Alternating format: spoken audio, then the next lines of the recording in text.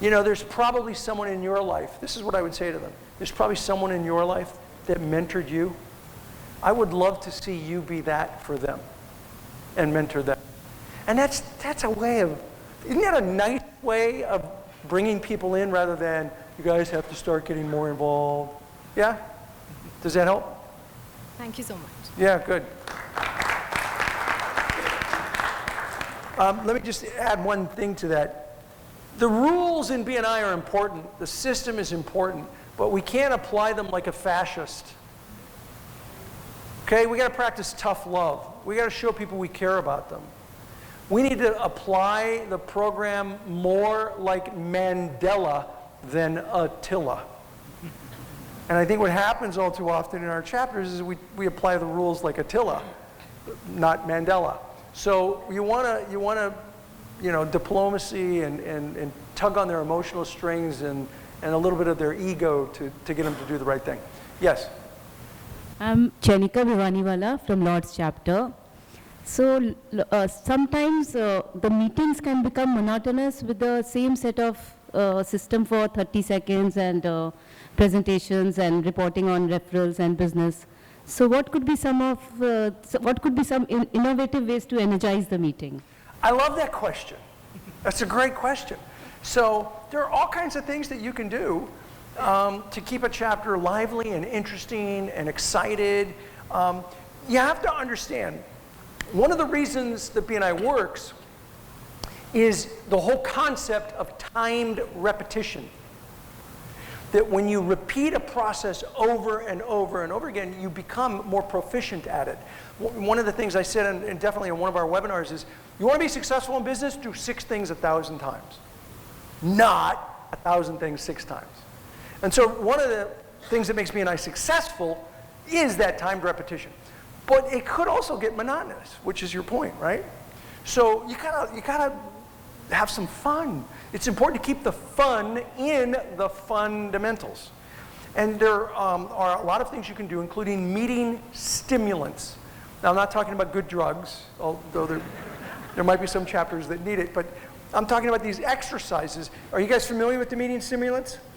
Yeah, okay. So I would go back and really look at those meeting stimulants. If you don't have them, go to your director consultant or your executive director and get those meeting stimulants and go through them. There's something like 45 of them now. Go through them. Now, this is important. Don't do 4 of them in a row. That doesn't work. That's overkill. You know, do 1 or 2 in a month and then do 1 every 4 weeks or 6 weeks. Generally, you want to let people know that there's one coming next week because people prepare. If they're a good member, they prepare.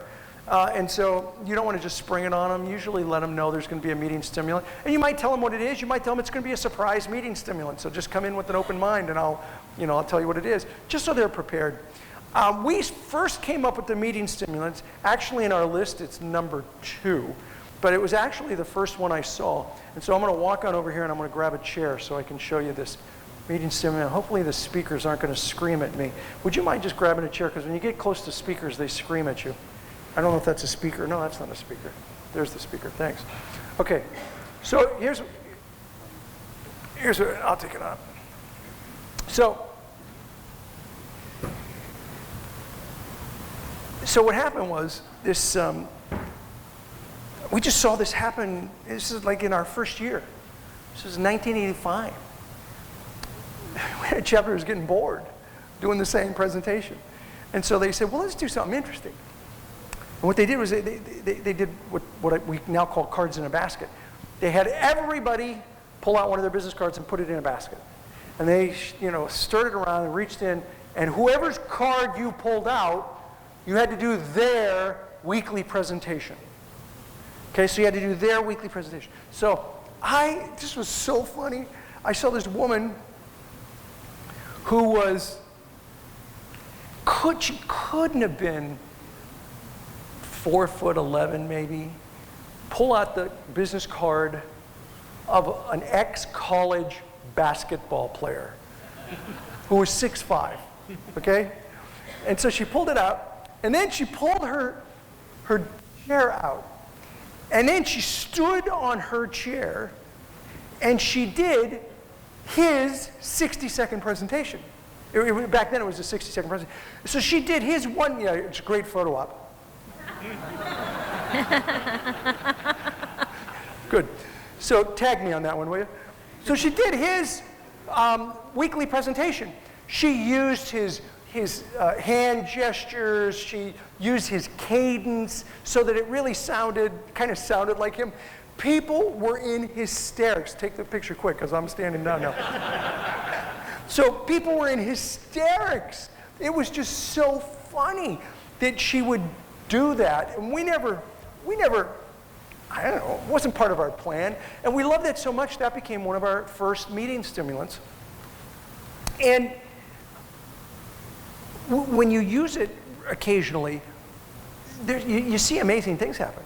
It's interesting to watch how people respond. First of all, if someone stands up and they can't do your weekly presentation, you got to ask yourself, how good a job are you doing at teaching people what you do? Because if you got somebody who can't do it, that might not be their fault. You know, there might be something that... Now, and then on the other hand, I've seen some where the person who stood up and did the presentation did a better job than the guy who did it normally. And so there's so much that could be learned from that. These aren't just techniques to use to have fun. They're techniques to use to improve our skill. And there are 45 of them. I would start easy and then get a little more. If there are some a little more difficult, do those later. Don't start with the really tough one, because people won't, some people won't even like the idea of doing it. So you start with the easy stuff. That's a great way to keep the fun in the fundamentals and get out of the monotony. Okay? Thank you. Good evening, sir. First of all, it's a pleasure to have you here in the country today. Thank you. I'm Pratik Patodia from the Taj chapter. In emerging regions like Calcutta, one of the biggest challenges that we face is inviting visitors. And more often than not, it happens that the visitors who are invited, they have already been invited by some other members in the past, or they are very apprehensive that this is a membership drive or an MLM scheme. So how do you actually, do you have any suggestions which can help members to get past this problem and get visitors for the... Yeah, there's a podcast that I've done on this. I don't remember the podcast number, but you can do a search on BNI podcast and look for "we're interviewing." So just do a search with the quotation marks. We, W-E''RE, we're interviewing. And you'll get the full script, basically, that I recommend. And it kind of goes like this. You meet someone new. First, let me say what tends to happen. People tend to almost come on too strong to people when they meet them. It's like, I'm a member of this referral organization. You have got to join this organization. You are going to get so much business. You're going to love this. And we meet every week, and I know, and it's really, it's early in the morning. But look, I'll pick you up. I'll drive you to the meeting. Can I pick you up at the corner of 3rd Main? And we start begging people to come to BNI. Don't beg people to come to BNI. You're doing them the favor to come to BNI. They're not doing you a favor to come. And so I have found that chapters and members that are actually more selective about how they invite people actually do better. And so here's the technique I recommend. It's the "we're interviewing" technique, so that when you talk to somebody, you say to them, "Hey, I'm in a referral organization and we get together regularly." I don't even tell them how often. I don't tell them what time. I just say, I'm in a referral organization, we get together regularly to pass each other referrals. I think you might make a good candidate for our group. Our group is looking for a profession like yours. We're looking for someone that we could give our referrals to in a profession like yours. I think you might make a good candidate. And then, if they have a lot of questions, I'll tell you what, when I was a member and I was inviting people, I just didn't answer a lot of the questions. Like, you know what, I could sit here and I could tell you all of the things about it, but it's not going to, It won't be as good as being there. So if you're interested in getting referrals, if you're interested in basically getting an interview from us to see if it's a good fit, come to the meeting. It's going to be next week at such and such a clock at this time, and bring lots of business cards, and we'll talk. And if that doesn't work for you, that's fine. Don't beg people to come to BNI. You don't need to do it, because you're doing them the favor when you invite them. So now, if they say, well, no, I can't make it. I've got a haircut. I'm going to get a haircut. I have a cat that needs a whiskerectomy. I've got all of these crazy reasons why they come. It's okay. It's okay. So you follow up with this. You got to do this tactfully. You can't do it spitefully.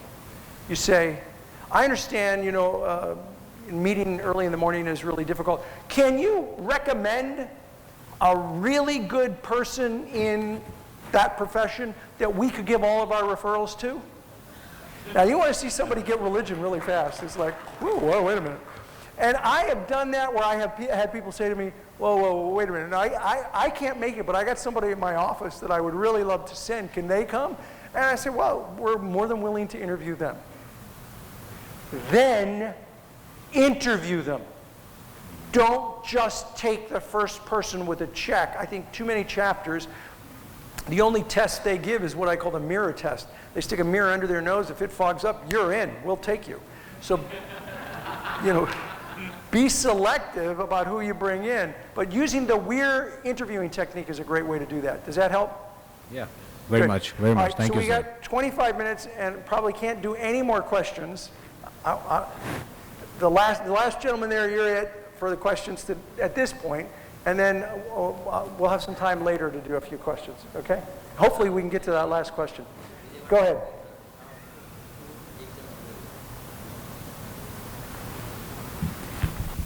Good evening.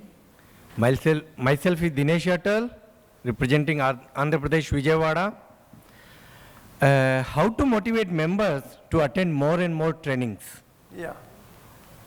We are just 9 months old babies. Yeah, so would you like the secret to motivation Yeah. and motivating others? Yes, motivating Forget the about members. it, you can't. I mean, I say that, because it's always good for a laugh, but it's also true. I cannot motivate you. It's possible that I can inspire you, and that's a little different. But the truth is, motivation comes from within, not from outside. So they must motivate themselves. So how can I? So what I would do is I would just restructure the issue to how can we motivate them to go to how can we get them to motivate themselves to come? Because any way you cut it, they have to feel the motivation. And I can't make you feel motivation. There's a great article written back in the 1960s by Frederick Hertzberg.